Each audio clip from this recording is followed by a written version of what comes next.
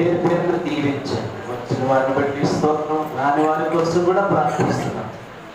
ఎందుకు రాలేదో తెలియదు, వాళ్ళు ప్రార్థిస్తారు.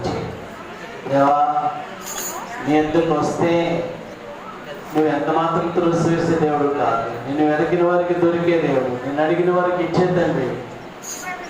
పులంలో భౌతికమైన ఎన్నో అవసరతలోనే అడుగుతూ ఉంటారు, పొందుకుంటూ ఉంటారు. కానీ నీ పరలోకపు మహిమను గురించి, నీ పరలో పరిశుద్ధ స్థలముల గురించి ఆలోచించే వాళ్ళు కూడా లేరు. కొందరు ఆశ్చర్య శక్తిలో ఉంటారు. పరలోక పట్టణం 12 గుమ్మలు కలిగిన పట్టణం, రక్తన రక్తన వైడుధ్యాలు మరి వాటితో కట్టబడిన పట్టణం. ఇందులో ప్రవేశించడానికి కొందరికి అర్హత. పిలువబడిన వాళ్ళనే ఎంతమంది, ఏర్పరచబడిన వారు కొద్దిమంది.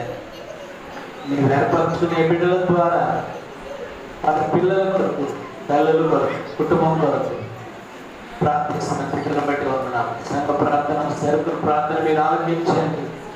వారి ప్రతి అవసరం తీర్చండి. నూతన తరగతులకు వెళ్ళిన పిల్లలు చదువులతో విద్యావంతులు బుద్ధిమంతులుగా తీర్చేసండి.